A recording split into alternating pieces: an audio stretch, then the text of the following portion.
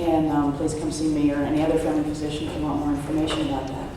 Now it's my great pleasure to introduce our next speaker, popular frequent appearance at our conferences. Dr. Dustin Sulak is an integrative medicine pioneer with a focus in osteopathy, mind-body medicine, and medical cannabis. Dr. Sulak, a diplomat of the American Academy of Cannabinoid Medicine, received undergraduate degrees in nutrition science and biology from Indiana University, a doctorate of osteopathy from the Arizona College of Osteopathic Medicine, and completed an internship at Maine Dartmouth Family Medicine Residency.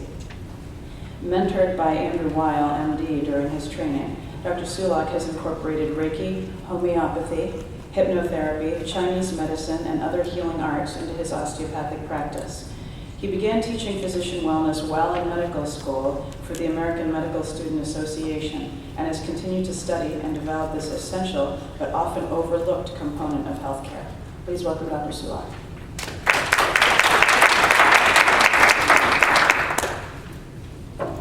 Well, thank you all for having me back. Let's make sure this doesn't slide up. Thanks for having me, and thanks for your attention after lunch here. This is a topic that goes so well after Dr. Ellis's lunchtime keynote, so thank you to him for setting us up here. Provider wellness, simple tools to enhance your health and improve patient outcomes. I have no, oops, that's not right. There we go. I have no relevant financial relationships. I'm the founder and medical director of two integrative practices here in Maine, and I'm associated with our sister practice in Massachusetts. I work with a number of other physicians, nurse practitioners, and other therapists, and we offer a wide range of services. The learning objectives for today are, number one, to define health and healing, something that may be important to us considering the field that we're in. To describe the mechanisms by which the health of the practitioner can impact the health of the patient, and to become competent in some simple self-governance tools that can modulate biological oscillations, relieve stress, and improve your health. So we'll have a chance to practice that during the session. Here's the outline. We'll start with what is health, what is healing, and then talk about the importance of provider wellness. I'm going to look at two topics in the physiology of health, caring for the endocannabinoid system, a system that a lot of us don't know much about, and also physiologic coherence and heart rate variability, how that relates to our health. We'll tie it in with emotions and optimism, and finish with some practice. So to start off, what is health? I remember that at the end of my medical training, I was somewhat disappointed that this had never been defined for me. I had never had a clear definition of health or even a real understanding of it until I started to read A.T. Still and really think about it and look in the roots of osteopathy.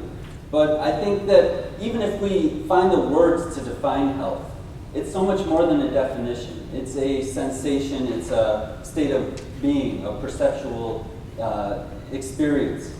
And so I'd like you all to take a moment to just have that perceptual experience right now. Ask yourself, what is your health? And just take a moment, maybe close your eyes halfway or all the way. And can you feel your health?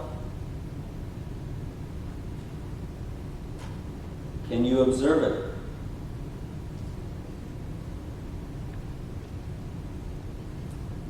The famous A.T. Still quote, "Find that health should be the object of the doctor. Anyone can find disease." So here I'd like to present a few working definitions of health. To begin with, health is a natural phenomenon, like gravity, the tendency for two bodies to attract, or entropy, the tendency towards randomness. And this here is a picture of what would be called an entropy field. Health is also, a simple definition, is the tendency for living beings to grow and adapt. But I think for us in our line of work, we need something a little bit more than that. It's not just this tendency for things to grow and adapt. There's some force, there's some presence behind it. There's something that we can interact with and connect with. And one definition might be, one more point. Health includes both entropy and negentropy. And I think entropy is easier for us to understand, that things will go into a chaotic order if left alone. But what is this negentropic force that resists that chaos, that brings order into life? That's the health. And as osteopaths, many of us can certainly palpate an arterial pulse.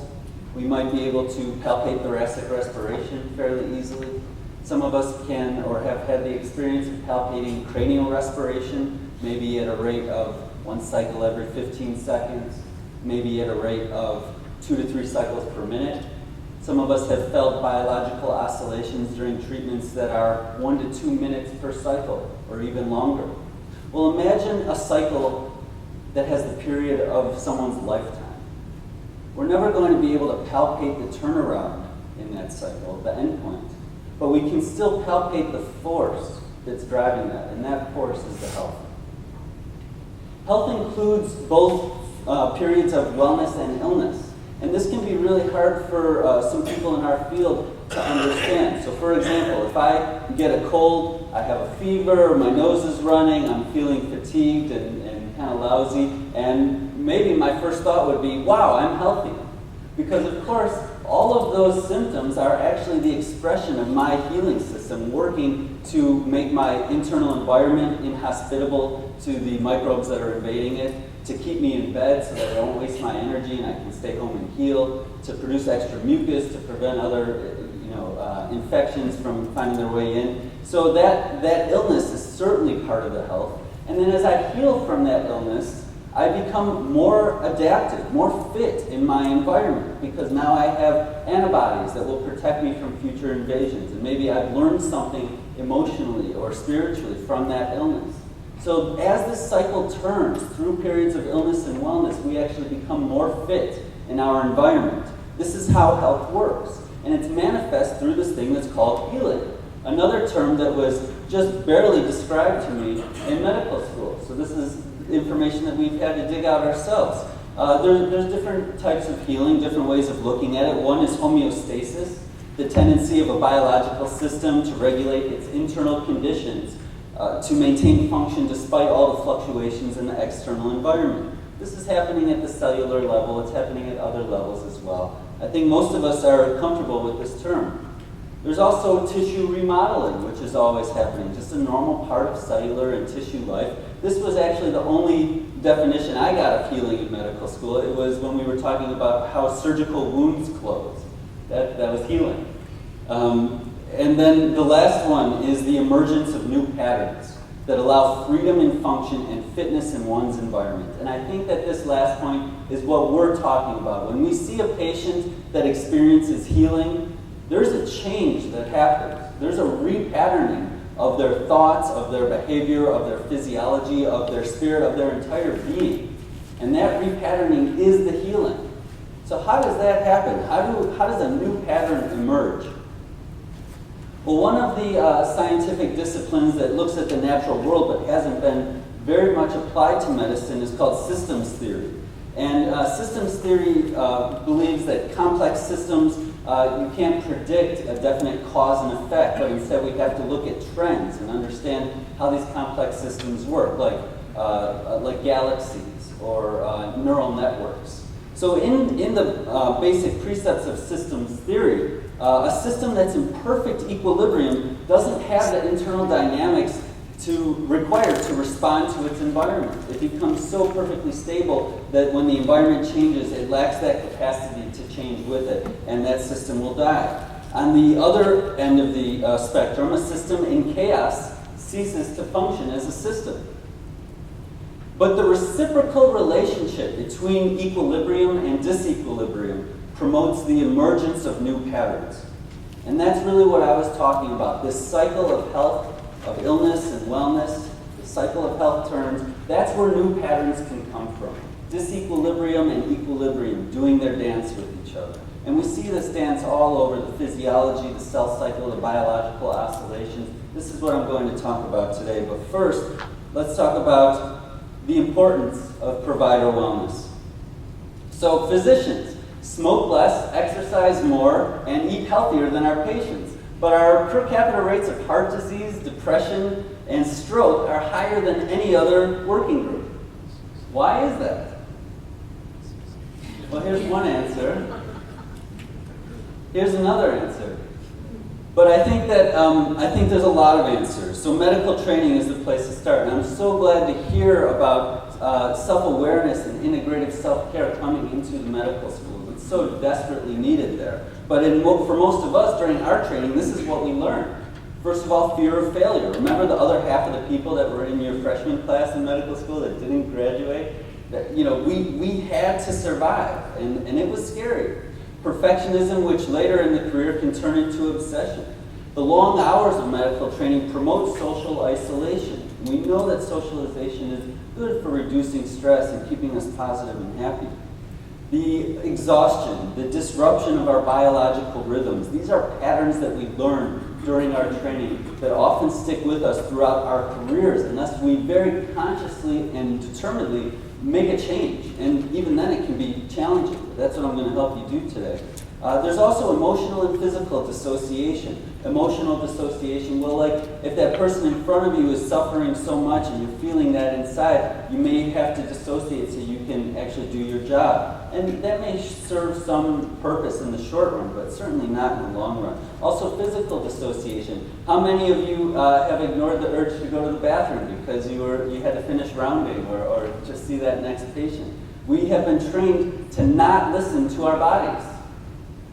There's also the compassion fatigue syndrome and burnout, which has been well studied in the literature. Now, here's one study that I thought was interesting about surgeons, and this isn't to single out surgeons. I think it's probably true of most of us, that in this study, 1/16 of them actually reported suicidal ideation within the last year. But only 26% of those surgeons sought mental health services. 60% of them said they were unwilling to seek help because they thought it would adversely affect their licensure. There's a real fear there. We have to be aware, first of all, of the state that we're in. And if we're so far gone that the problem is huge, like suicidal ideation, we certainly need help. But maybe, unlike the surgeons, we don't have to wait till it's that bad. Maybe we can start now, start preventing, start taking care of ourselves now. One question I have for you: who here has actually gone to get an osteopathic treatment sometime in the last 2 months? Okay, that's maybe a quarter of the room. It's important to take care of yourselves, to go to get those treatments, to do some preventative care. So that's what I'd like to talk about today. Two topics that I want to introduce that are probably somewhat new to some of you: the endocannabinoid system and this concept of physiologic coherence. So the endocannabinoid system is something most of us didn't learn about at school. It's a homeostatic system. It's a response to cellular stress. And there's been a large number of publications on this very important physiologic component of healing. So in the last 21 years, there's been almost an average of one peer-reviewed study published each day on this system. Yet it's not being taught in our medical schools. Most people know nothing about it. This is a major component of the physiology of healing. So here's an image of the CB1 receptor and its tertiary and secondary structures. And the cannabinoid receptors are located all over the body. So the CB1 receptor, which has been identified, is very prevalent in the central nervous system, but also in lots of peripheral tissues, the glands, the connective tissues, the organs. Also, there's a CB2 receptor. The cannabinoid 2 receptor is mostly limited to immune cells and glands, but it can also be upregulated and produced when it's needed, which tends to be in areas of injury or areas of inflammation. The cells will start making CB2 receptors to help them deal with that stress.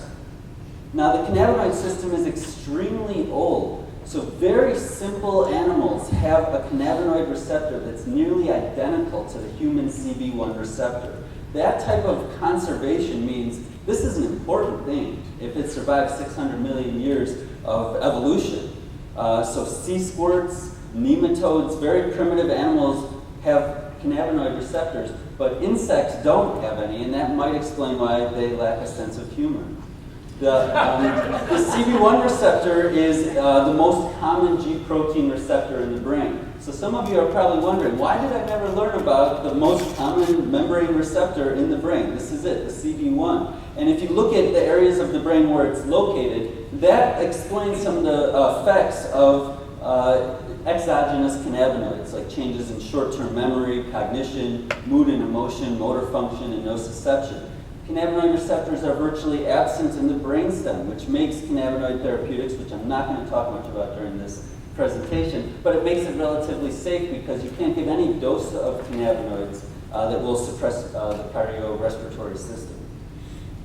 Now the CB2 receptors are also distributed throughout the body, which you can see here, quite a few in the liver, but really all over. So those are the receptors, and then a quick tour of the ligands. These are the two most well-known endocannabinoids. Anandamide, named after the Sanskrit word ananda for bliss, and 2-arachidanylglycerol, or 2-AG. These endocannabinoids in the nervous system act as retrograde messengers. So and I'll show you more about that on the next slide. Elsewhere in the body, they act as autocrine and paracrine mediators. Again, for the purpose of cellular homeostasis. They're synthesized on demand from the membrane of the cell, and they're degraded by enzymes when we're done using them. So let's take a little closer look at the nervous system. Here we have a action potential coming down the nerve terminal. This is a very common picture, and eventually it's okay.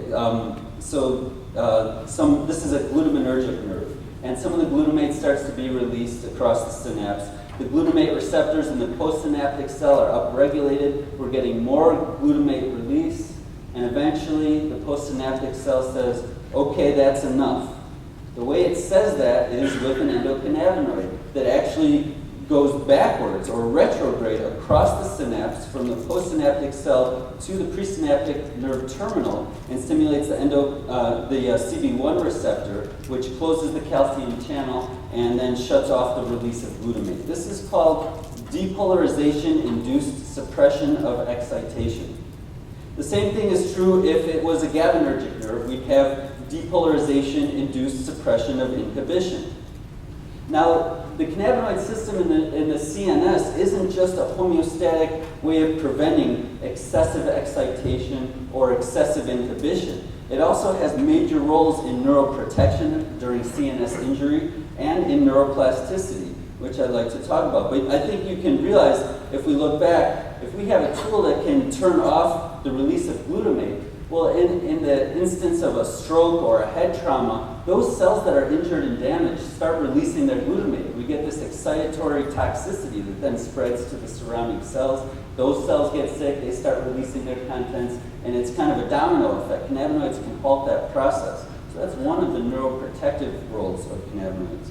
But the neuroplasticity is really interesting to me because it comes back to how we learn and how we modulate our own health. So neuroplasticity is the sprouting and pruning of synapses, the changes in the dendritic spine densities, changes in these pathways.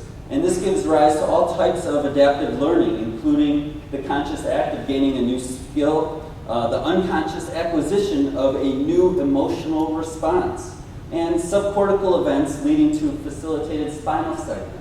So these are all vastly different outcomes that are all dependent on neuroplasticity. Neuroplasticity can be seen at its best in someone who's recovering from a stroke, and maybe at its worst in central sensitization to pain, or maybe at its worst during some of our training. So for example, we were using neuroplasticity when we learned that new skill that we got really good at, but we were also having neuroplastic changes when we learned to judge our patients or to dissociate emotionally, or when we learned some of these other patterns in our autonomic nervous system that we got from our mentors and from those around us. So cannabinoids modulate neuroplasticity by at least 5 mechanisms.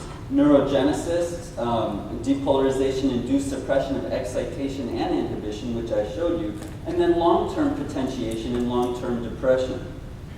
The cannabinoids also modulate the HPA axis reactions to mood and stress. They modulate fear conditioning, habituation, and fear extinction, all of which are really crucial in dealing with stressors in our environment. There's been 2 human studies using phytocannabinoids that have shown that we can enhance fear extinction in a model of PTSD, condition response model of PTSD. And this was giving cannabinoids either during or after a session of deconditioning, of promoting fear extinction. And the groups that got the cannabinoids were much better able to extinguish the fear that had previously been conditioned, and they maintained that change for longer periods of time. So the nervous system. A.T. Still, such a pioneer, so he knew about neurotrophic flow in the late 1800s. Now this was officially discovered in the 1980s. So he talked about nutritive nerves. Suppose, again, the nerves of nutrition should fail to apply the nourishing showers. We would surely die in sight of food. He knew that there was something coming through the nerves delivered to the tissues that was nutritive to them. Now we understand axonal transport, and there's a lot of things being produced in the nerve body that are making their way to the peripheral tissues. So one of those things are endocannabinoid receptors. So the endocannabinoid system requires that presence of the CB1 protein in the membrane of the presynaptic nerve terminal. So it has to be synthesized in the dorsal root ganglion and travel all the way down that peripheral nerve to get to the terminal, carried by exoplasmic flow. So by obstructing exoplasmic flow and cellular trafficking of the cannabinoid receptor, the pathophysiology of somatic dysfunction actually perpetuates itself. And this has been shown in animals. If you compress the sciatic nerve in a model of somatic dysfunction, the terminal of that sciatic nerve will have less or no cannabinoid receptors that make their way down there. There's also some evidence around osteopathic manipulation and upregulation of the endocannabinoid system. So this was a study done by one of my mentors, John McPartland, that used OMT and a sham OMT and looked at blood levels of endocannabinoids before and after the treatment. And guess what? That good feeling that you get after a nice OMT treatment is likely a cannabinoid experience. And it kind of feels that way. It's the levels of endocannabinoids actually doubled between before and after in the experimental group. So endocannabinoids are regulating our neuroplasticity. They're helping us learn. They're helping us address stress at a cellular, a tissue, an organ, and a whole person level. And they're also affecting our biological oscillators. So as osteopaths, again, we have this understanding that health has a pulsatile nature. And that might be the respiration or the cranial motion or the circadian rhythms, but every oscillation that we can study at a cellular level is controlled by endocannabinoids. Now, there's ways to care for and enhance your endocannabinoid tone. And just to review those 3 types of healing that I mentioned at the beginning of the talk, the homeostasis, the tissue remodeling, and the emergence of new patterns, all of those 3 types of healing are supported by endocannabinoids. So how can you support your endocannabinoid system? Well, a great article came out by our fellow osteopath John McPartland this year, and I'm not going to cover all of this, I'm just going to take 4 points from it. But you'd be amazed, some of the drugs that we use all the time have cannabinoid mechanisms that we have not been aware of, like acetaminophen, for example. There's a lot of ways that we can influence the endocannabinoid system. So here's some examples. Probiotics upregulate the CB2 receptor in the colonic epithelial cells and decrease pain behavior when those colons are distended. And that decrease in pain behavior is reversed by a CB2 antagonist. Another example, ethanol dampens the effects of the endocannabinoid system. Chronic consumption and binge drinking actually downregulate the receptors and impair endocannabinoid signaling. On the other hand, exercise at medium and high intensities, when voluntary, upregulate endocannabinoid signaling via increased cannabinoids and possibly increased receptor density. Now, it's interesting that point on exercise because forced exercise does not have this effect. Forced exercise is stressful. And so I wonder how these rodent studies relate to humans. Are we forcing ourselves to exercise, or are we doing it because it actually feels good to us, because we're choosing to do it? Stress and social play. So chronic stress impairs the endocannabinoid system via decreased levels of the ligands. But social play in rats actually increases CB1 receptor activation and endocannabinoid levels. So I was almost going to get through this talk without mentioning phytocannabinoids or cannabis, but I think this is important to understand because so many of our patients are using cannabinoids, and maybe some of us are too. So high and repeated doses of exogenous cannabinoids can actually desensitize the receptors and create this endosomal internalization where the receptors become unavailable to be stimulated. So that's like a tolerance building process. But on the other hand, low doses and acute doses of exogenous cannabinoids actually upregulate the endocannabinoid system via multiple mechanisms of action, like increasing the production of endocannabinoids, upregulating the receptors, increasing cannabinoid receptor affinity, and enhancing pain relief imparted by the endocannabinoids. So the most important thing to summarize this cannabinoid part here is education. For us to learn about this physiologic system that is so crucial in the way we respond to stress and in the way we regulate our health, and to help our patients understand that. Now, if you're working with patients that are using cannabinoids, this low-dose approach is often really useful. And in my clinic, we have a whole educational program around how to healthily use herbal cannabis in a way that can upregulate the endocannabinoid system instead of downregulating it.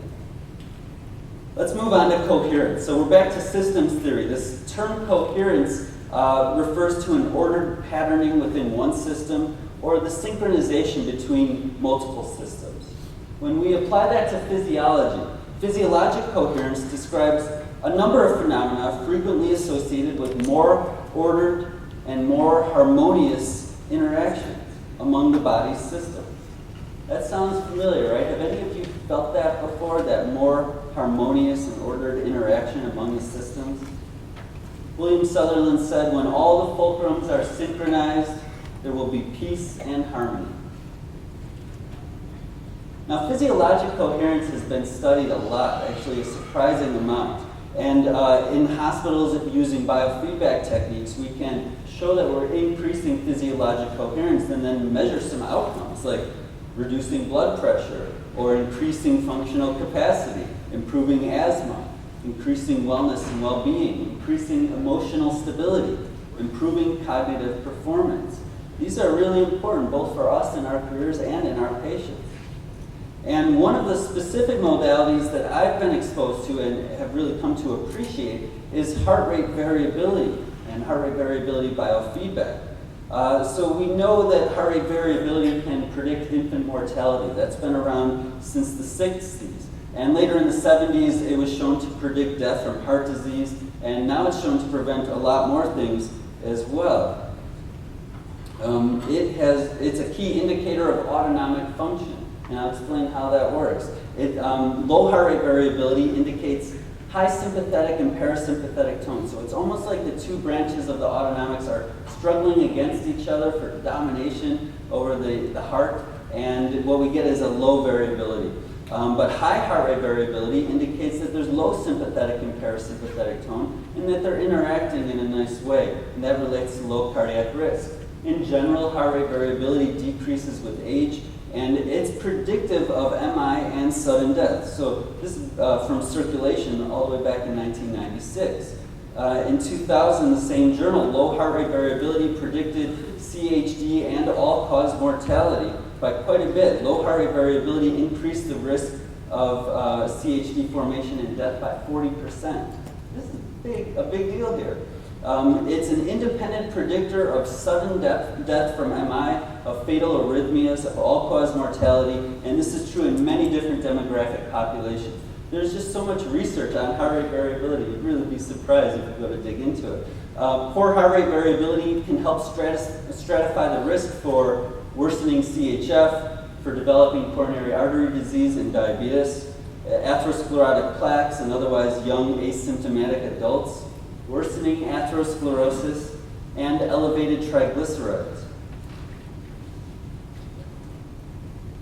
And poor heart rate variability is correlated with early insulin resistance, obesity, and hypertension. Also depression, social isolation, and suppressed anger. And this is really interesting because we see all these effects on the heart and on the organs and the tissues and the physiology. And then we see that it's also correlated with these emotional challenges, depression, isolation, and anger. So how does that work? How does it influence so much in our body? Well, one answer is the heart rate variability patterning's effect on cortical function and on emotions. So this is a quote that I puzzled over for so long. Oh, sorry, the fonts must have gotten changed. But A.T. Still said, "Nerves are the children and associates of one mother, the heart. She is the mother, nerve, and soul of all nerves pertaining to this body." And I just scratched my head. Why did A.T. Still say that the heart is the mother of the nervous system? And he said this in several different ways, different times. And it wasn't until I understood this heart rate variability and its effect on the brain that I could really understand where he was coming from. So the heart, first of all, has its own nervous system. It has afferent and efferent neurons. It has ganglia and local circuit neurons. And of course, if we look at the vagus nerve, half of it or more is afferent. There's a lot of signaling coming from the viscera going back into the CNS. Now, if we look at heart rate variability, we can see that patterns when someone's in a state of frustration tend to look like this. Again, it looks like the two branches of the autonomic system are kind of struggling with each other. But when someone's in a state of appreciation, you get this nice sine wave kind of heart rate variability. So it's more variability, but there's coherence here. You can see an ordered patterning amongst systems. So how does that influence the brain? Well, it's via the locus coeruleus. So if we look on this side, if we're in this type of heart rate variability pattern, or having a state of frustration or anger, this inhibits cortical function. It actually sends our signals to the amygdala to trigger emotional memory. Now this actually serves us, or it did at one point in time. When humans were evolving, if we had a threat or a psychological stressor approaching us, the saber-toothed tiger, for example, it would really benefit us not to sit and think about it a little bit, not even for 2 seconds, but to have an emotional reaction to that fear, to that stress, and to act based on emotions. That's where the amygdala comes in. And if we're nice and relaxed and feeling appreciative, that's a good time for thought. So locus coeruleus can then send the signaling to the thalamus and to the cortex, and we get a facilitation of cortical function. So the way your heart rate is patterning can influence your ability to think. Now, modern stressors don't act quite like a saber-toothed tiger, right? The modern stressor of having work to do, or having to have a conversation with your boss, or having to deal with a relationship, those are things that actually don't respond very well to emotional reactions. Those are things that respond pretty well to rational thought. So in our novel environment, to address these stressors, we have to find a way to take control of our physiology, to take control of our heart rate variability and control of our nervous system to actually promote observation, listening, thinking, and rational decision making. That can help us with our stressors. So what is stress? Well, in humans right now, it's almost always an emotional reaction to a situation. It impacts our ability to think clearly and to respond appropriately and to perform our best. And we know our stress level directly impacts how we feel at the end of the day. It impacts our health and it impacts our relationship. So how do we modify that? Well, there's some evidence that heart rate variability can actually be intentionally modified, and I'm going to teach you how to do that very shortly. There's been a study on mantras and rosary prayer, very old topics, that have both been shown to improve heart rate variability, decrease sympathetic tone, and synchronize respiratory and cardiovascular cycles. Again, more coherence in the system just by doing the mantra or doing the rosary. And if we do take control and improve our heart rate variability, we can improve our immune function, we can improve our hormone balance, we can improve depression. So here's a technique. Let's all try this right now. The first one, this is called the quick coherence technique. It comes out of the HeartMath Institute. I have no affiliation with them, but they make some really cool biofeedback devices. And I'm sorry I didn't bring one to share with you today. I wasn't able to. But this is a technique that can quickly, within a minute or so, make a big shift in heart rate variability and in the way you feel. So I invite you all now to stop looking at the slides and stop doing whatever you're doing and just think for a minute about your heart. Just take a moment to do some self-awareness right now. Put your awareness right here in your chest. You can, close your eyes if you'd like. You can just take a deep breath and relax first. And we're becoming aware of ourselves. We're osteopaths. We can feel our inner physiology. We can feel our organs. So right in the center of the chest. And now, let your breathing become a little longer and a little deeper. And imagine that you're breathing out and breathing in through your chest instead of through your nose or your mouth.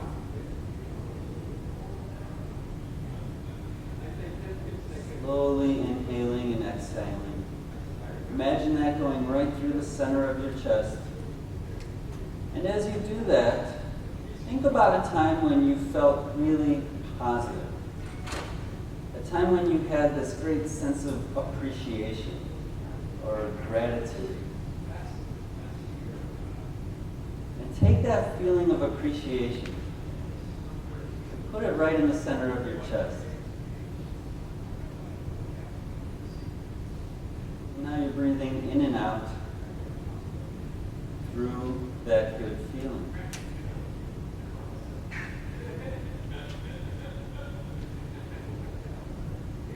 Now if your eyes are closed, go ahead and gently open them, but continue this practice. This quick coherence technique isn't something that needs to be practiced in a meditative retreat in a cave. This can be practiced during our day, anytime, while we're listening to a patient, while we're driving. And if you have the opportunity to hook yourself up to a biofeedback device, you'd be amazed by how quickly this can shift your patterns, can shift your coherence. This is one of the tools I'm happy to share with you today because it really only takes a minute and it can drastically change the way that we feel. It can improve our emotions. So positive emotions are associated with a lot of good outcomes, and they feel good, but they're also associated with increased longevity, reduced morbidity, increased cognitive flexibility, memory, better decision making, more creativity and innovative problem solving, improved job performance and achievement, improved clinical problem solving. There's a lot to being positive. I am the guy that smiles all the time, and people sometimes criticize me for that, but you can do that too. It's okay. Optimists live longer. 999 men and women over 9 years divided into 4 groups based on their level of optimism. Comparing the pessimistic group with the most optimistic group, the optimists had 55% lower risk of death from all causes and 23% lower risk of cardiovascular death. That's huge. That's over 9 years. That's something we can definitely do for ourselves and do for our patients. If we have some simple tools, and it really isn't rocket science, we can do this. Optimists tend to lead a healthier lifestyle, but even when you control for the lifestyle, optimists still do better. There's something in their physiology that's different because they're optimistic. It probably has something to do with endocannabinoids and physiologic coherence. Now, our mood as physicians influence the care that we deliver to our patients. So if you go to work optimistic or pessimistic, that's going to make a big difference. This study looked at 188 family physicians. And on the days when the doctors felt positive moods, they spoke more to their patients, they wrote fewer prescriptions, and they ordered fewer tests and referrals. That's big. Now, the physicians that were more burned out were more likely to have their moods affect their level of performance. So health can, the positive emotions that we bring with us, our current state of mind, our stress levels, can impact our patients in many ways, both through our performance as a doctor, but also through direct mechanisms by which health and autonomic tone are actually contagious. So this is a really interesting one. The magnetic fields of the heart and of the brain measured by an ECG or an EEG can actually be measured several feet away from the body. And if you're in an electromagnetically shielded room, you can measure an ECG way off the body or an EEG 3 feet away. So Our skin does not contain all of our biological oscillations. We are electromagnetic beings that radiate far out beyond our skin. And the transference of these signals between individuals has been documented.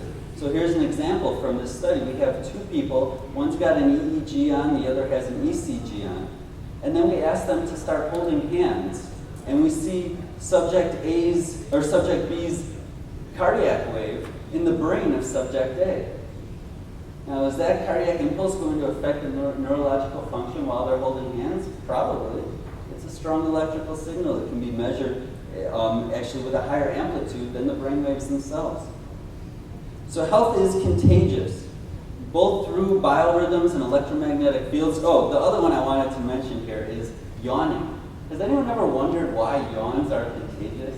Or laughter, for that matter? But yawns especially. How is a yawn contagious? We have this big movement of the diaphragm, an electromagnetic discharge that comes from moving that muscle and the nerves and all the organs, and somehow that actually radiates out to people around us.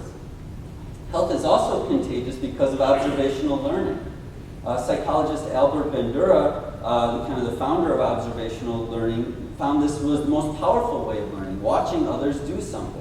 And again, this brings us back to our medical training, where most of us didn't have very good role models on how to be healthy. Healthy behavior is contagious in social groups as well. It's been shown that if you have a group of people and one of them starts eating healthier or starts exercising more, the rest are more likely to do that. I'm sure there's multiple mechanisms.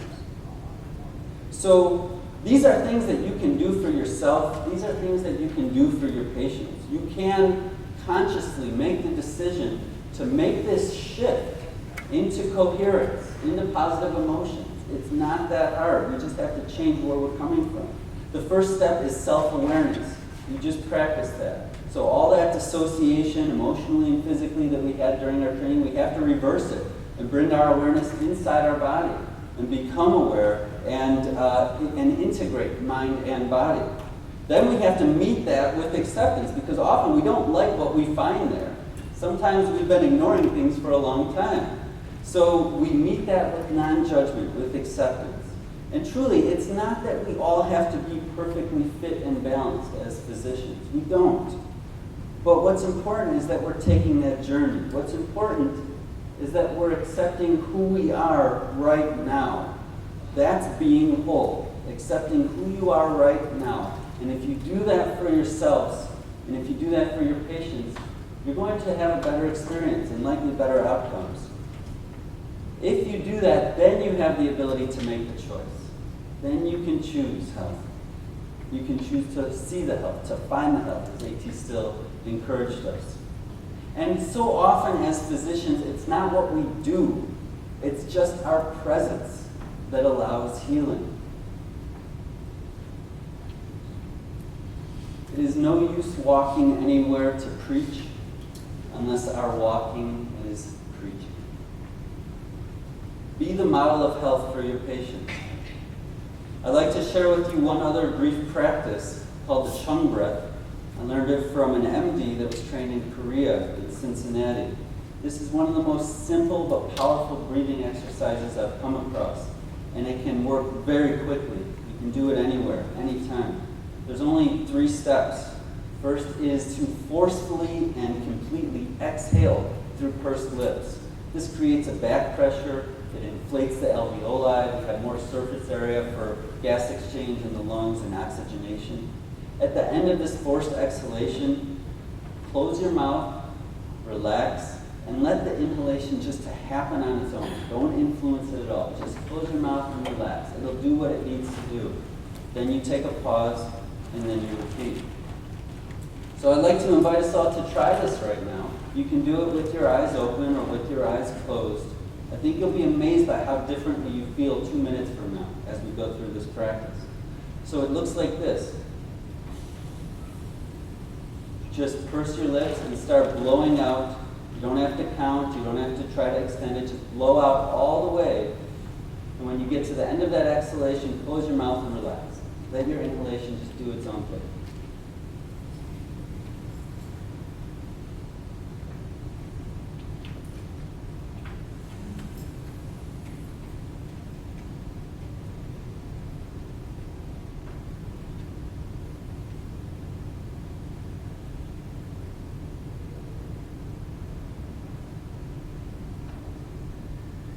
after 3 or 5 of these cycles, you may begin to notice the amplitude of the breath becoming more shallow. That's okay. Just let that inhalation do what it knows to do.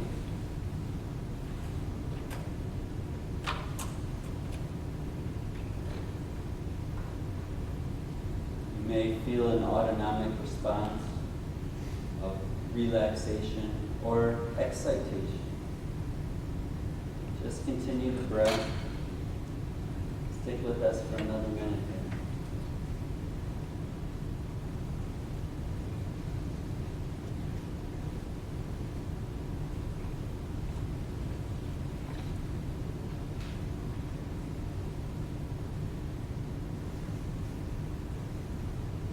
Now, as you continue practicing the Chung breath, imagine yourself practicing this breath perhaps between patients or before you start your day or during your lunch break.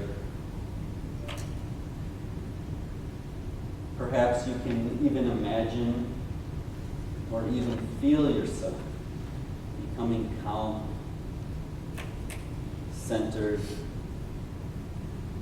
highly observant, peacefully thoughtful, open-minded.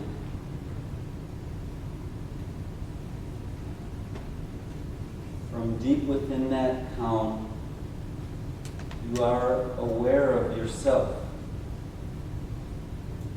your emotions, the physical sensations in your body. And as that inner awareness increases, you may notice some limiting thoughts or emotions rising to the surface. Whatever you notice, just accept it. As the inner awareness increases, accept whatever comes up.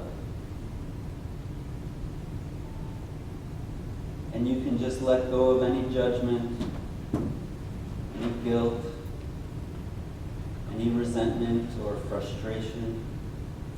Just blow them out with that Chung breath. Let them just blow away.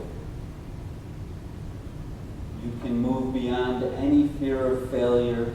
You can choose to just release the stress. Just let it go. You are free to choose now, in this moment. You are free to choose health, to choose appreciation. And in your mind's eye, you may see yourself appreciating your patients more. And though you've been trained to listen to their complaints, and you've been trained to find their illness, you also can imagine yourself noticing their beauty, the inherent beauty in their form and function. You look for their health, and what you see is beautiful.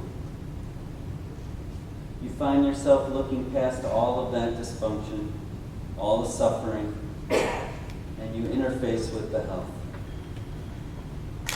You become aware that suffering and contentment can coexist in yourself and in your patients.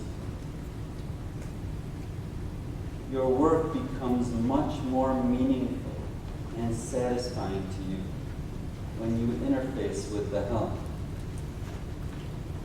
Your patients and coworkers begin to make remarks that simply being in your presence has a calming or soothing effect on you. More and more, every day, you realize that your personal journey into self-awareness, acceptance, and wholeness is an essential component of your capacity to help others. Now, slowly and gently, invite your awareness to return to this room. When you're ready, open your eyes. Come on. Notice how you feel. Thank you very much for your time and attention.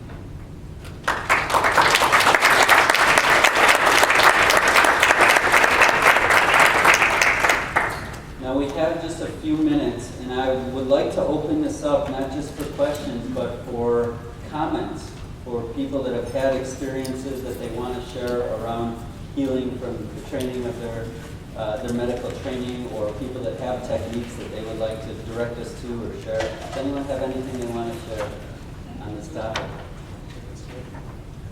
All right, you guys are also peaceful and accepting now. So thanks for having me. It's great being here.